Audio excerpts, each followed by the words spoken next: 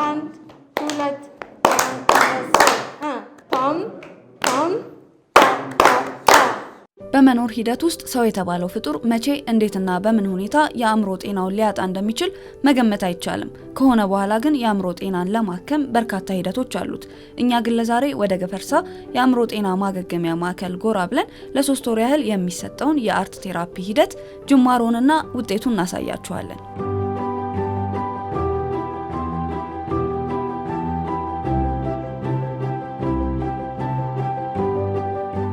አርት ቴራፒ ራሱን የቻለ ፕሮፌሽን ነው፣ ራሱን የቻለ ሙያ ነው። ህክምና ሲሰጥ ብዙ ጊዜ ከመድኃኒት ጋር የተያያዘ ህክምና ነው የሚሰጠውና ከስሜት ጋር የተያያዘ ከኢሞሽን ጋር የተያያዘው ብዙ ጊዜ ህክምና ራሱን የቻለ ህክምና አይሰጠውም። ስለዚህ ህክምናውን እንዲያግዝ ሌላውን ሰዎች ከበሽታቸው ቶሎ እንዲያገግሙ በሽታቸው ላይ እንዳይቆዩ ማለት በሐሳብ እሱን ብቻ እያሰቡ እንዳይቆዩ ከዛም ደግሞ አንዳንዴ አልፎ እንደዚህ በአእምሮ ጤና ጋር በተያያዘ ደግሞ ራሳቸውን መግለጽ የማይችሉ ሰዎች በተለያየ መልክ ራሳቸውን እንዲገልጹ የማድረግ ስራን ይሰራል። አርትን ሄልስ ኪነ ጥበብ በጤና ውስጥ እንደማለት ነው።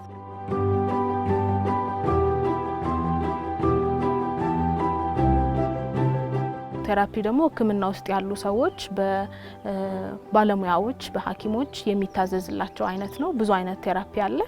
ሚውዚክ ቴራፒ አለ፣ አርት ቴራፒ የምንለው ከስዕል ጋር የተያያዘው አለ፣ አጠቃላይ ክሬቲቭ አርት ቴራፒ ደግሞ የምንለው አለ፣ ድራማ ቴራፒ እነዚህን ሁሉ ያካትታልና አሁን እኛ እዚህ እየሰጠን ያለ ነው ቴራፒውቲክ የሆነውን ወይም ይሄ በህክምና ባለሙያዎች ታዞ ፕሪስክራይብ ተደርጎ ያለውን ሳይሆን እዚህ ያሉ ታካሚዎች ወይም ተገልጋዮች ቀናቸውን ቁጭ ብለው እንዳያሳልፉ የተለያየ የኪነ ጥበብ ስራዎችን እንዲሰሩ ከዛ በተረፈ ራሳቸውን በተለያየ መንገድ እንዲገልጹ ነገሮችን እንዲያስታውሱ በህይወታቸው ላይ ትርጉም እንዲኖር የማድረግ ስራ ነው እየሰራን ያለነው።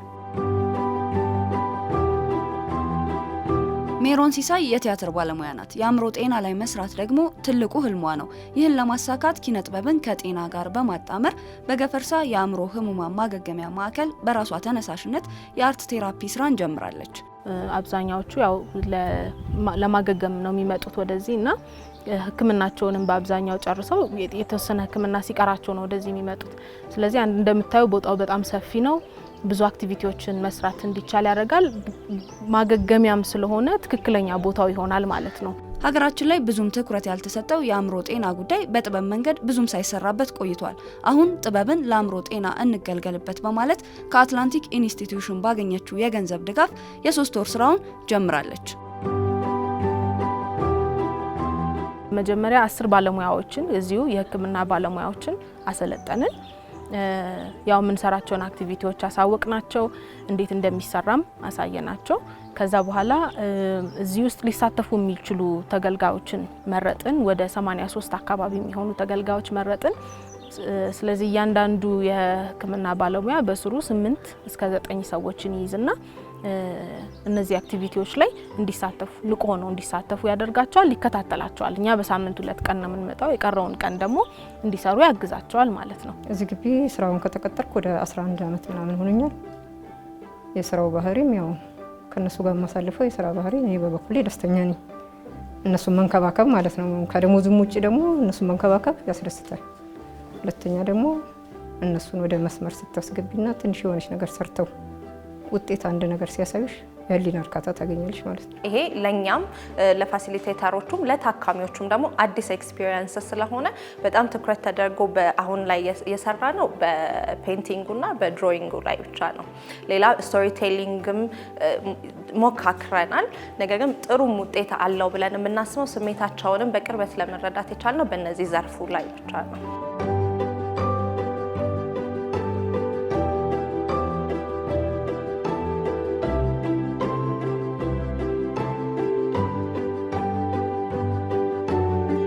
መጀመሪያ ጠራቸዋለሁ፣ ቁጭ ብለውልና እንዲነጋገሩ አደርጋቸዋለሁ። ከዛ በኋላ ከኔ ጋር የሆነ ነገር ብንሰራ ምን ደስ ይላቸዋል ስል ግማሹ ስዕል ሊል ይችላል። ስዕል እንዲሰሩ ታደርጋለሽ። ፈትል የሚችሉ ደግሞ እናቶች ምናምን ከሆኑ ደግሞ ፈትል፣ ስፌትም የሚችሉ አሉ። ስፌት ነው የምንችለው ሌላ ነገር አልችልም ካሉ እንደየፍላጎታቸው ትወስጃለሽ ማለት ነው። 2 አይነት የስቶሪ ቴሊንግ ፎርማት አለን። አንደኛው በግሩፕ ሆነው ሰብሰብ ብለው የሚነግሩን አይነት ነው። አንደኛው ደግሞ ለየብቻቸው ፎቶዎች እናዘጋጅላቸዋለን። ከድርጊት ያላቸው ፎቶዎች፣ ሁነቶች ያሏቸው ፎቶዎችን እናዘጋጅላቸዋለን። ከዛ ውስጥ ይመርጣሉ። ያንን የመረጡትን ፎቶ ለምን እንደመረጡ ከዛ ጋር የተያያዘ ትውስታ ካላቸው ምን ደስ እንደሚል እዛ ውስጥ ምን ደስ የሚል ነገር አይተው እንደመረጡት የመሳሰለውን እንጠይቃቸዋለን። ከዛ እሱን ፋሲሊቴተሮች ወይም እዚህ የሚያግዟቸው የሕክምና ባለሙያዎች ለእያንዳንዳቸው ይጽፉላቸዋል። ያንን መጨረሻ ላይ ፕሮጀክታችን ሲያልቅ እንደ አንድ መጽሔት ነገር ለእያንዳንዳቸው እናዘጋጅላቸዋለን።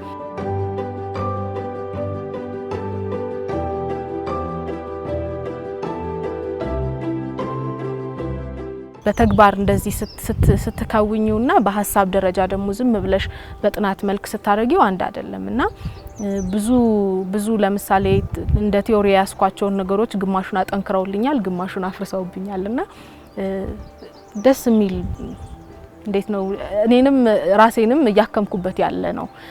መንፈስ በጣም ያድሳል ከነሱ ጋር መቆየት።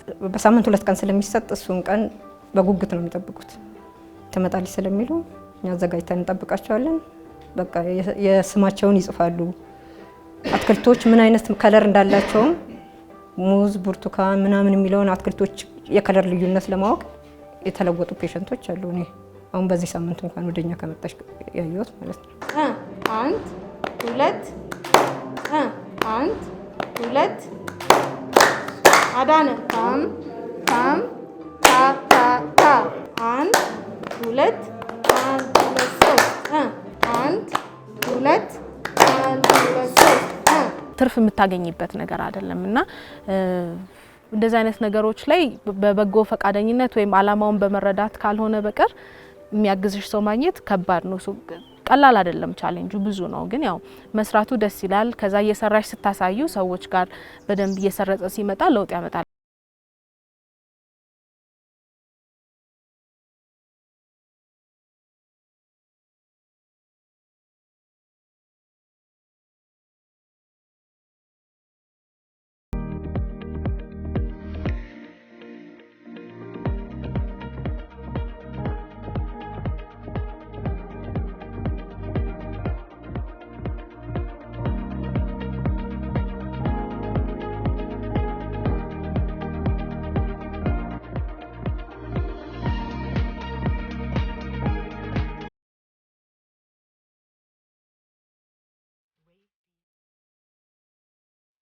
ሮቤል በዚህ ማገገሚያ ማዕከል ውስጥ ከሚገኙ ታካሚዎች ውስጥ አንዱ ነው።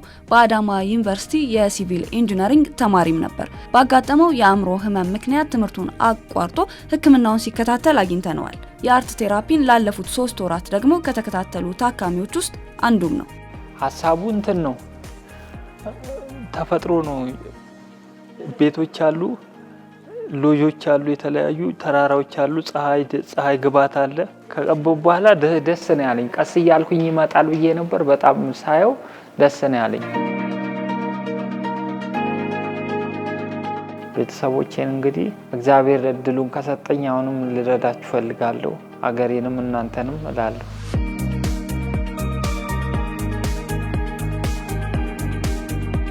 እንደ ማንኛውም ታካሚ ቆጠር የነበረ ሰው ነው። ነገር ግን ሙያ የነበረው አየር መንገድ ቴክኒካል ስራዎችን ይሰራ የነበረ ሰው ነውና የፕሌኑን ቁጥር ከዛ ኢንጂኖቹን ምናምን ብሎ በጣም ዲቴይል ነው የጻፈው። ምናምን እዚህ ጋር እንትኖቹ ምናምን ብሎ የውስጥ እቃዎቹን በደንብ ነው የገለጻቸው። ይሄ እኮ ሲሆን ምናምን ብሎና በዛ ደረጃ ራሱን መግለጽ ችሏል። እኛም ደግሞ እሱን እንድናውቀው እድል ፈጥሮልናል። ስራው ሲጀመር በጣም አድካሚ ነው፣ አስቸጋሪ ነው። ማለት ስራ ብለሽ የሰጠሽውን ነገር ላይሰራ ይችላል። ብዙ ችግሮች አሉ። እጅግ በጣም ከብዙ ትግልና ከብዙ ማስተካከል በኋላ ነው ወደዚህ ወደ ጥሩ ስራ ውስጥ የገቡት ማለት ነው። የተከሏቸውን አበቦች እድገታቸውን ይነግሩናል፣ ለውጣቸውን ይነግሩናል። ሲቆረጥባቸው ተቆረጠብኝ ይላሉ። ፍግ ያደርጋሉ፣ ፈልገው ውሃ ያጠጣሉ፣ ይኮተኩቷቸዋል።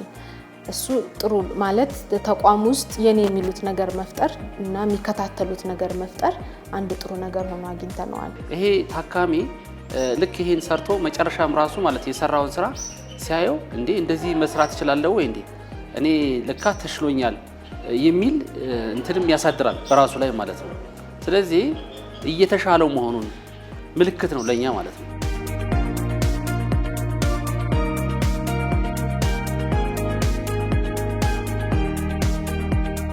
ተሳታፊዎቻችንም ከቀን ወደ ቀን እየጨመሩ ካሰብነው ቁጥር በላይ ሆኖ ነው ያለቀው። ለ80 ሰዎች 3 ሰዎች ነበር ያሰብነው 92 ደርሰን ነው የተጠናቀቀውና በጣም ጥሩ ቆይታ ነበር። በዚህ መሃል የተለያዩ ጥሩ ነገሮችንም ወደዚህ ግቢ ማምጣት ችለናል። አንደኛው የስኮላርሺፕ ለ5 ፋሲሊቴተሮች ወይም እኛን ሲያግዙ ለነበሩ ባለሙያዎች የትምህርት እድል አግኝተንላቸዋል። ከዚሁ ጋር በተያያዘ አርት ቴራፒን በተመለከተ ከዛ ደግሞ ሙከራዎች አድርገን ነበር። ስንጀምር ወደ 6 አክቲቪቲዎች ይዘን ነበር የጀመርነው። አንቺ መተሽ የተወሰኑትን አይተሻቸው ነበርና ከ6 ውስጥ 3ቱ ጥሩ ኢፌክቲቭ ሆነን በ3ቱ ያው የምታያቸውን ማግኘት ችለናል።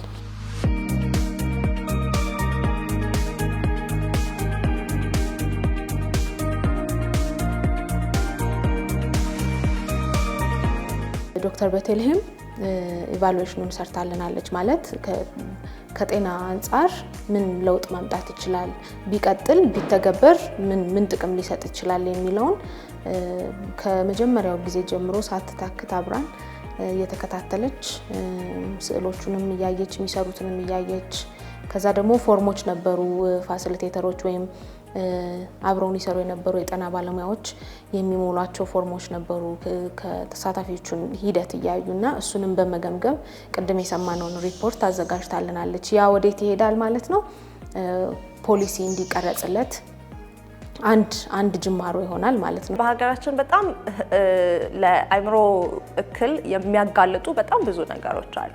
ያንን ነገር በደንብ እንደ ሚኒስትሪም እንደ ሀገርም ያንን ነገር እየተከታተሉ ፖሊሲን በመቅረጽ ሊሆን ይችላል አትሊስት ወጣቱን እንዳይጋለጥ ማድረግ ማለት ነው።